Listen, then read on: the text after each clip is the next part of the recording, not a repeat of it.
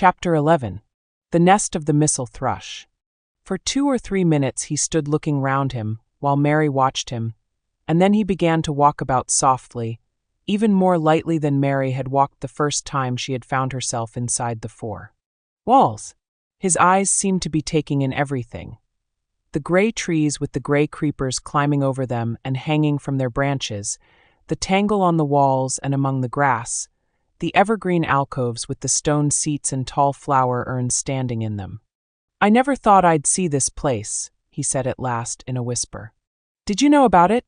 asked Mary. She had spoken aloud and he made a sign to her. "We must talk low," he said, "or someone'll hear us and wonder what's to do in here." "Oh, I forgot," said Mary, feeling frightened and putting her hand quickly against her mouth. "Did you know about the garden?" she asked again when she had recovered herself. Dickon nodded. "Martha told me there was one as no one ever went inside," he answered. "Us used to wonder what it was like."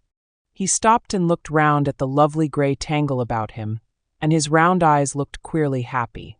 The nests as'll be here come springtime," he said. "It'd be th safest nestin' place in England. No one never comin' near'n tangles o' trees and roses to build in. I wonder all th birds on th moor don't build here." Mistress Mary put her hand on his arm again without knowing it. "Will there be roses?" she whispered. "Can you tell? I thought perhaps they were all dead." No, not them, not all of 'em," he answered. "Look here." He stepped over to the nearest tree, an old one with gray lichen all over its bark, but upholding a curtain of tangled sprays and branches. He took a thick knife out of his pocket and opened one of its blades. "There's lots o' dead wood as ought to be cut out," he said. "And there's a lot o' old wood, but it made some new last year. This here's a new bit." And he touched a shoot which looked brownish green instead of hard, dry gray. Mary touched it herself in an eager, reverent way. "That one," she said. "Is that one quite alive, quite?" Dickon curved his wide, smiling mouth. "It's as wick as you or me," he said, and Mary remembered that Martha had told her that wick meant alive or lively. "I'm glad it's wick," she cried out in her whisper. "I want them all to be wick. Let us go round the garden and count how many wick ones there are." She quite panted with eagerness, and Dickon was as eager as she was. They went from tree to tree and from bush to bush. Dickon carried his knife in his hand and showed her things which she thought wonderful. "They've run wild," he said, "but th strongest ones has fair thrived on it. The delicatest ones has died out, but th others has growed and spread till they's a wonder. See here." And he pulled down a thick gray, dry-looking branch. "A body might think this was dead wood, but I don't believe it is, down to th root. I'll cut it low down and see." He knelt and with his knife cut the lifeless-looking branch through, not far above the earth. "There," he said exultantly. "I told thee so. There's green in that wood yet. Look at it." Mary was down on her knees before he spoke, gazing with all her might. "When it looks a bit greenish and juicy like that, it's wick," he explained. "When th inside is dry and breaks easy, like this here piece I've cut off, it's done for. There's a big root here as all this live wood sprung out of, and if th old wood's cut off and it's dug round, and took care of there'll be." He stopped and lifted his face to look up at the climbing and hanging sprays above him. "There'll be a fountain o' roses here this summer." They went from bush to bush and from tree to tree. He was very strong and clever with his knife, and knew how to cut the dry and dead wood away, and could tell when an unpromising bough or twig had still green life in it. In the course of half an hour Mary thought she could tell too, and when he cut through a lifeless-looking branch she would cry out joyfully under her breath when she caught sight of the least shade of moist green. The spade and hoe and fork were very useful. He showed her how to use the fork while he dug about roots with the spade and stirred the earth and let the air in. They were working industriously round one of the biggest standard roses when he caught sight of something which made him utter an exclamation of surprise. "Why," he cried, pointing to the grass a few feet away. "Who did that there?" It was one of Mary's own little clearings round the pale green points. "I did it," said Mary. "Why, I thought thee didn't know nothin' about gardening," he exclaimed. "I don't," she answered. "But they were so little, and the grass was so thick and strong, and they looked as if they had no room to breathe. So I made a place for them. I don't even know what they are. Dickon went and knelt down by them, smiling his wide smile. "Thou was right," he said. "A gardener couldn't have told thee better. They'll grow now like Jack's beanstalk. They're crocuses and snowdrops, and these here is narcissuses," turning to another patch, "and here's daffodillies. They will be a sight." He ran from one clearing to another. "Tha has done a lot o' work for such a little wench," he said, looking her over. "I'm growing fatter," said Mary, "and I'm growing stronger. I used always to be tired. When I dig I'm not tired at all. I like to smell the earth when it's turned up. It's rare good for thee," he said, nodding his head wisely. "There's not as nice as smell o' good clean earth, except smell o' fresh growin' things when rain falls on 'em. I get out on more many a day when it's rainin', and I lie under a bush and listen to soft swish o' drops on heather, and I just sniff and sniff. My nose end fair quivers like a rabbit's, mother says." "Do you never catch cold?" inquired Mary, gazing at him wonderingly. She had never seen such a funny boy, or such a nice one. "Not me," he said, grinning. "I never catched cold since I was born. I wasn't brought up nesh enough. I've chased about more in all weathers same as rabbits does. Mother says I've sniffed up too much fresh air for 12 year, to ever get to sniffin' with cold. I'm as tough as a whitethorn knobstick." He was working all the time he was talking, and Mary was following him and helping him with her fork or the trowel.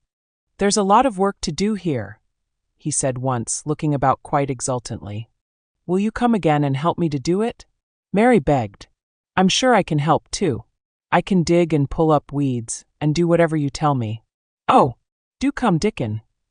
"I'll come every day if the wants me, rain or shine," he answered stoutly. "It's the best fun I ever had in my life, shut in here and wakening up a garden." "If you will come," said Mary, "if you will help me to make it a live I don't know what I'll do," she ended helplessly. "What could you do for a boy like that?" "I'll tell thee what they'll do," said Dickon with his happy grin. "They'll get fat and they'll get as hungry as a young fox, and they'll learn how to talk to Robin same as I do. We'll have a lot o' fun." He began to walk about, looking up in the trees and at the walls and bushes with a thoughtful expression. "I wouldn't want to make it look like a gardener's garden, all clipped and spick and span, would you?" he said. "It's nicer like this with things runnin' wild and swingin' and catchin' hold of each other." "Don't let us make it tidy," said Mary anxiously. "It wouldn't seem like a secret garden if it was tidy." Dickon stood rubbing his rusty red head with a rather puzzled look. "It's a secret garden sure enough," he said, "but seems like someone besides Robin must have been in it since it was shut up 10 year ago." "But the door was locked and the key was buried," said Mary. "No one could get in." "That's true," he answered. "It's a queer place. Seems to me as if there'd been a bit o' prunin' done here and there, later than 10 year ago." "But how could it have been done?" said Mary. He was examining a branch of a standard rose, and he shook his head. How could it?" he murmured. "With door locked and key buried." Mistress Mary always felt that however many years she lived she should never forget that first morning when her garden began to grow. Of course, it did seem to begin to grow for her that morning. When Dickon began to clear places to plant seeds, she remembered what Basil had sung at her when he wanted to tease her. "Are there any flowers that look like bells?" she inquired. "Lilies Otage Valley does," he answered, digging away with the trowel, "and there's Canterbury bells and campanulas." "Let's plant some," said Mary. "There's lilies Oth Valley here already, I saw 'em. They'll have growed too close and we'll have to separate 'em, but there's plenty. Other ones takes 2 years to bloom from seed, but I can bring you some bits o' plants from our cottage garden. Why does the want 'em?" Then Mary told him about Basil and his brothers and sisters in India, and of how she had hated them, and of their calling her Mistress Mary quite contrary. "They used to dance round and sing at me. They sang, 'Mistress Mary quite contrary, how does your garden grow? With silver bells and cockle shells, and marigolds all in a row.' I just remembered it, and it made me wonder if there were really flowers like silver bells." She frowned a little and gave her trowel a rather spiteful dig into the earth. I wasn't as contrary as they were. But Dickon laughed. He said, and as he crumbled the rich black soil, she saw he was sniffing up the scent of it. There doesn't seem to be no need for no one to be contrary when there's flowers and such like, and such lots o' friendly wild things runnin' about makin' homes for themselves, or buildin' nests and singin' and whistlin'. Does there? Mary, kneeling by him holding the seeds, looked at him and stopped frowning. Dickon, she said, you are as nice as Martha said you were. I like you, and you make the fifth person. I never thought I should like 5 people. Dickon sat up on his heels as Martha did when she was polishing the grate. He did look funny and delightful, Mary thought, with his round blue eyes and red cheeks and happy-looking turned-up nose. Only 5 folk as the likes, he said. Who is t'other for? Your mother and Martha. Mary checked them off on her fingers, and the Robin and Ben Weatherstaff. Dickon laughed so that he was obliged to stifle the sound by putting his arm over his mouth. I know the thinks I'm a queer lad, he said, but I think the art queerest little lass I ever saw. Then Mary did a strange thing. She leaned forward and asked him a question she had never dreamed of asking anyone before.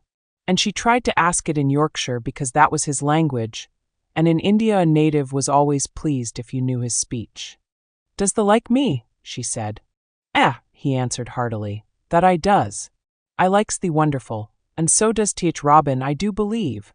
That's 2 then, said Mary. That's 2 for me. And then they began to work harder than ever and more joyfully. Mary was startled and sorry when she heard the big clock in the courtyard strike the hour of her midday dinner. I shall have to go, she said mournfully. And you will have to go too, won't you? Dickon grinned. My dinner's easy to carry about with me, he said. Mother always lets me put a bit o' something in my pocket. He picked up his coat from the grass and brought out of a pocket a lumpy little bundle tied up in a quite clean, coarse, blue and white handkerchief. It held 2 thick pieces of bread with a slice of something laid between them. It's oftenest naught but bread, he said, but I've got a fine slice o' fat bacon with it today.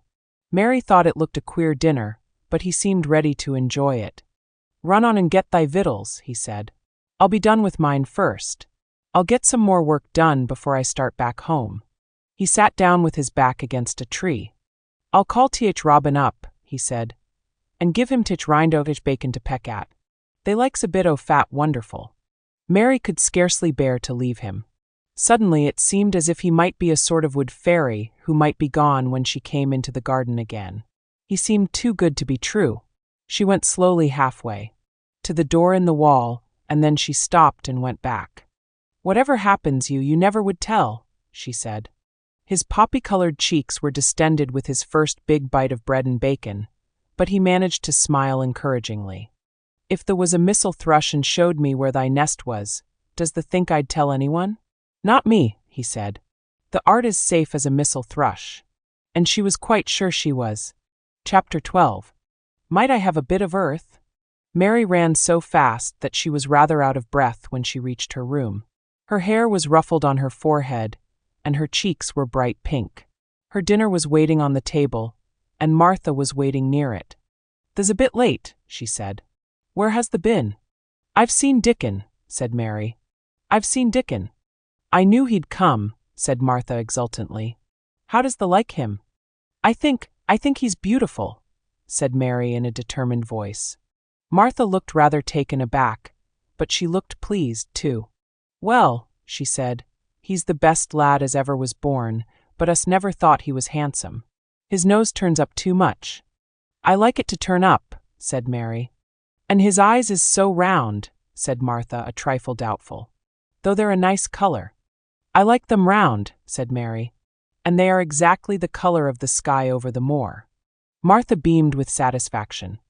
"Mother says he made that color with always lookin' up at the birds in the clouds. But he has got a big mouth, hasn't he now?" "I love his big mouth," said Mary obstinately. "I wish mine were just like it." Martha chuckled delightedly. "It'd look rare and funny in thy bit of a face," she said. "But I knowed it would be that way when thee saw him. How did thee like the seeds and the garden tools?" "How did you know he brought them?" asked Mary. I never thought of him not bringin' 'em. He'd be sure to bring 'em if they was in Yorkshire. He's such a trusty lad." Mary was afraid that she might begin to ask difficult questions, but she did not. She was very much interested in the seeds and gardening tools, and there was only one moment when Mary was frightened. This was when she began to ask where the flowers were to be planted. "Who did they ask about it?" she inquired. "I haven't asked anybody yet," said Mary, hesitating. "Well, I wouldn't ask the head gardener. He's too grand, Mr. Roach is." "I've never seen him," said Mary. "I've only seen under gardeners and Ben Weatherstaff." "If I was you, I'd ask Ben Weatherstaff," advised Martha. "He's not half as bad as he looks, for all he's so crabbed. Mr. Craven lets him do what he likes because he was here when Mrs. Craven was alive, and he used to make her laugh. She liked him. Perhaps he'd find you a corner somewhere out o' the way." "If it was out of the way and no one wanted it, no one could mind my having it, could they?" Mary said anxiously. "There wouldn't be no reason," answered Martha. "You wouldn't do no harm." Mary ate her dinner as quickly as she could, and when she rose from the table, she was going to run to her room to put on her hat again, but Martha stopped her. "I've got something to tell you," she said.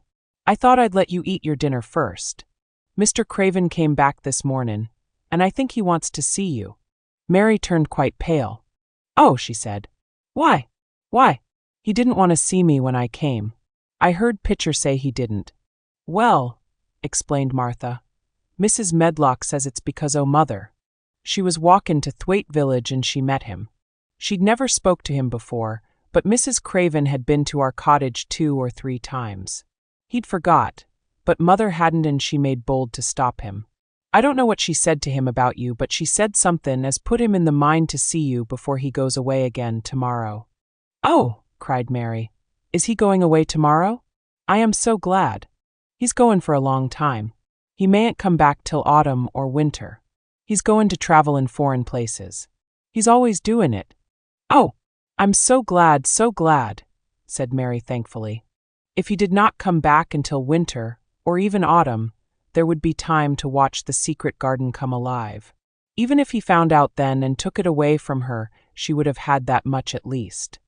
"When do you think he will want to see?" She did not finish the sentence because the door opened and Mrs. Medlock walked in. She had on her best black dress and cap, and her collar was fastened with a large brooch with a picture of a man's face on it.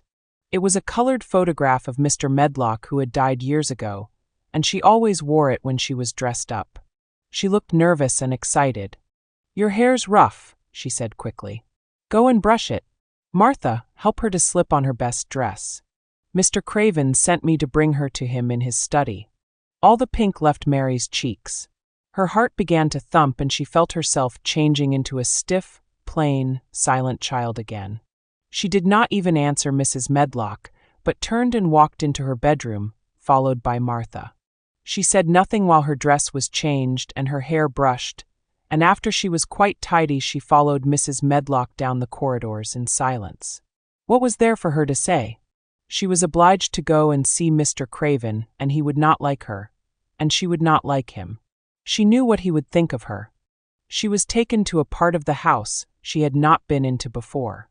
At last Mrs. Medlock knocked at a door, and when someone said, "Come in," they entered the room together. A man was sitting in an armchair before the fire, and Mrs. Medlock spoke to him. "This is Miss Mary, sir," she said. "You can go and leave her here." "I will ring for you when I want you to take her away," said Mr. Craven. When she went out and closed the door, Mary could only stand waiting, a plain little thing, twisting her thin hands together. She could see that the man in the chair was not so much a hunchback as a man with high, rather crooked shoulders, and he had black hair streaked with white. He turned his head over his high shoulders and spoke to her. "Come here," he said. Mary went to him. He was not ugly. His face would have been handsome if it had not been so miserable. He looked as if the sight of her worried and fretted him, and as if he did not know what in the world to do with her. "Are you well?" he asked. "Yes," answered Mary. "Do they take good care of you?" "Yes." He rubbed his forehead fretfully as he looked her over. "You are very thin," he said. "I am getting fatter. Mary answered in what she knew was her stiffest way. What an unhappy face he had. His black eyes seemed as if they scarcely saw her, as if they were seeing something else, and he could hardly keep his thoughts upon her. I forgot you, he said. How could I remember you? I intended to send you a governess or a nurse, or someone of that sort, but I forgot. Please, began Mary. Please.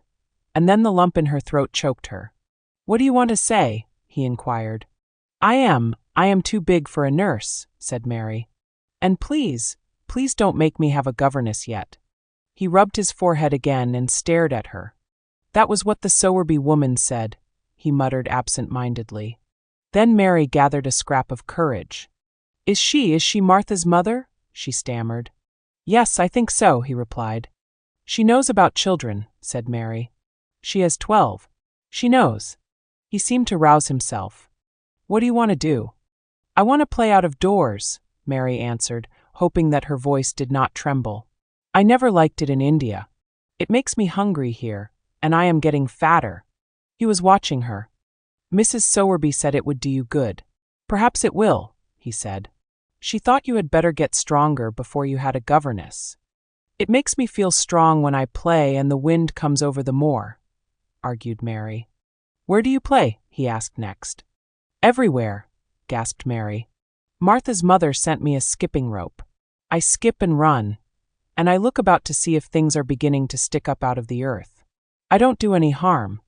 Don't look so frightened, he said in a worried voice. You could not do any harm, a child like you. You may do what you like. Mary put her hand up to her throat because she was afraid he might see the excited lump which she felt jump into it. She came a step nearer to him. May I? She said tremulously. Her anxious little face seemed to worry him more than ever. Don't look so frightened, he exclaimed. Of course you may. I am your guardian, though I am a poor one for any child. I cannot give you time or attention. I am too ill and wretched and distracted, but I wish you to be happy and comfortable. I don't know anything about children, but Mrs. Medlock is to see that you have all you need. I sent for you today because Mrs. Sowerby said I ought to see you. Her daughter had talked about you. She thought you needed fresh air and freedom and running about. She knows all about children, Mary said again in spite of herself. She ought to, said Mr. Craven. I thought her rather bold to stop me on the moor, but she said Mrs. Craven had been kind to her. It seemed hard for him to speak his dead wife's name. She is a respectable woman. Now I have seen you, I think she said sensible things. Play out of doors as much as you like. It's a big place and you may go where you like and amuse yourself as you like. Is there anything you want? As if a sudden thought had struck him. Do you want toys, books, dolls? Might I? Quavered Mary. Might I have a bit of earth? In her eagerness, she did not realize how queer the words would sound and that they were not the ones she had meant to say. Mr. Craven looked quite startled. Earth, he repeated. What do you mean? To plant seeds in, to make things grow, to see them come alive, Mary faltered. He gazed at her a moment and then passed his hand quickly over his eyes. Do you care about gardens so much? He said slowly. I didn't know about them in India, said Mary. I was always ill and tired and it was too hot. I sometimes made little beds in the sand and stuck flowers in them. But here it is different. Mr. Craven got up and began to walk slowly across the room. A bit of earth, he said to himself, and Mary thought that somehow she must have reminded him of something. When he stopped and spoke to her, his dark eyes looked almost soft and kind. You can have as much earth as you want, he said. You remind me of someone else who loved the earth and things that grow. When you see a bit of earth you want, with something like a smile, take it, child, and make it come alive. May I take it from anywhere, if it's not wanted? Anywhere, he answered. There! You must go now, I am tired. He touched the bell to call Mrs. Medlock. Goodbye. I shall be away all summer. Mrs. Medlock came so quickly that Mary thought she must have been waiting in the corridor. Mrs. Medlock, Mr. Craven said to her, now I have seen the child I understand what Mrs. Sowerby meant. She must be less delicate before she begins lessons. Give her simple, healthy food. Let her run wild in the garden. Don't look after her too much. She needs liberty and fresh air and romping about. Mrs. Sowerby is to come and see her now and then, and she may sometimes go to the cottage. Mrs. Medlock looked pleased. She was relieved to hear that she need not look after Mary too much. She had felt her a tiresome charge, and had indeed seen as little of her as she dared. In addition to this, she was fond of Martha's mother. "Thank you, sir," she said. "Susan Sowerby and me went to school together, and she's as sensible and good-hearted a woman as you'd find in a day's walk. I never had any children myself, and she's had 12, and there never was healthier or better ones. Miss Mary can get no harm from them. I'd always take Susan Sowerby's advice about children myself. She's what you might call healthy-minded, if you understand me." "I understand," Mr. Craven answered. "Take Miss Mary away now and send Pitcher to me." When Mrs. Medlock left her at the end of her own corridor, Mary flew back to her room. She found Martha waiting there. Martha had, in fact, hurried back after she had removed the dinner service. "I can have my garden," cried Mary. "I may have it where I like. I am not going to have a governess for a long time. Your mother is coming to see me, and I may go to your cottage. He says a little girl like me could not do any harm, and I may do what I like. Anywhere." "Eh," said Martha delightedly. "That was nice of him, wasn't it?" "Martha," said Mary solemnly, "he is really a nice man, only his face is so miserable and his forehead is all drawn together." She ran as quickly as she could to the garden. She had been away so much longer than she had thought she should, and she knew Dickon would have to set out early on his 5-mile walk. When she slipped through the door under the ivy, she saw he was not working where she had left him. The gardening tools were laid together under a tree. She ran to them, looking all round the place, but there was no Dickon to be seen. He had gone away, and the secret garden was empty, except for the robin who had just flown across the wall and sat on a standard rose bush watching her. "He's gone," she said woefully. "Oh, was he only a wood fairy?" Something white fastened to the standard rose bush caught her eye. It was a piece of paper. In fact, it was a piece of the letter she had printed for Martha to send to Dickon. It was fastened on the bush with a long thorn, and in a minute she knew Dickon had left it there. There were some roughly printed letters on it, and a sort of picture. At first she could not tell what it was. Then she saw it was meant for a nest with a bird sitting on it. Underneath were the printed letters, and they said, "I will come back.